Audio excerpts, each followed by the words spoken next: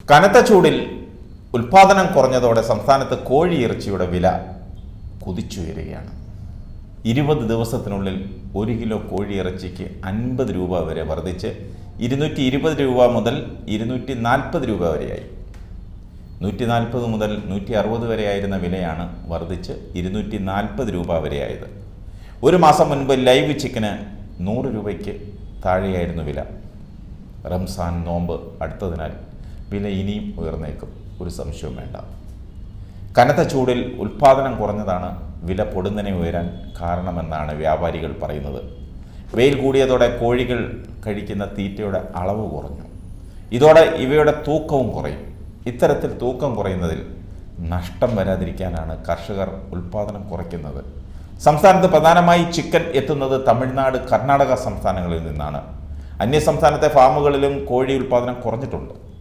അതേസമയം സാഹചര്യം മുതലെടുത്ത് അന്യസംസ്ഥാന ലോബി കൃത്രിമ ക്ഷാമമുണ്ടാക്കി വില കൂട്ടുന്നുണ്ടെന്ന് വ്യാപാരികൾ പറയുന്നു.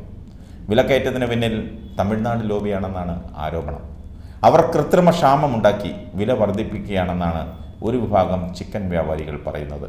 തമിഴ്നാട്ടിൽ സ്വന്തമായി ഗ്രാൻഡ് പേരൻ്റ്, ഹാച്ചറി, തീറ്റ മില്ല് എന്നിവയൊക്കെ ഉള്ള വൻകിടക്കാർക്ക് കോഴി വളർത്താൻ കിലോയ്ക്ക് വെറും 70 രൂപ മാത്രമേ ചിലവാവുകയുള്ളൂ. ഇവരിൽ നിന്ന് കോഴിക്കുഞ്ഞിനെ വാങ്ങി വളർത്തുന്ന കേരളത്തിലെ കർഷകർക്ക് 90 രൂപ ചിലവ് വരുന്നുണ്ട്. കോഴിക്കുഞ്ഞിന് 55 രൂപയാണ് തമിഴ്നാട് ലോബി ഇപ്പോൾ കേരള കർഷകരിൽ നിന്ന് ഈടാക്കുന്നത്. 70 രൂപയുള്ള കോഴിയാണ് 120 രൂപയ്ക്ക് കേരളത്തിലേക്ക് അയച്ച് കൊള്ള ലാഭം നേടുന്നതെന്നും വ്യാപാരികൾ ആരോപിക്കുന്നു. നിലവിലെ വിലക്കയറ്റം പിടിച്ചു നിർത്താൻ സർക്കാർ അടിയന്തരമായി നടപടി സ്വീകരിക്കണം. ഇവിടെ നമ്മുടെ ഫാമുകളിൽ ആവശ്യത്തിനുള്ള കോഴികളെ വളർത്തിയാൽ ഈ തമിഴ്നാട് ലോബിയുടെ കടന്നാക്രമണത്തെ ചെറുക്കാൻ പറ്റും. തമിഴ്നാട് ചിക്കൻ കഴിക്കുന്നത് മാരകമായ വിഷമാണെന്ന പ്രചാരമുണ്ടെങ്കിലും ആവശ്യത്തിന് ചിക്കൻ വേണമെങ്കിൽ അവരെ ആശ്രയിക്കണം. ഇതിനൊരു മാറ്റം വരണം. പൂർണ്ണമായും തമിഴ്നാട് ലോബിയെ മാറ്റി നിർത്തണം. അതിനുള്ള പദ്ധതികൾ സർക്കാർ ആസൂത്രണം ചെയ്യണം.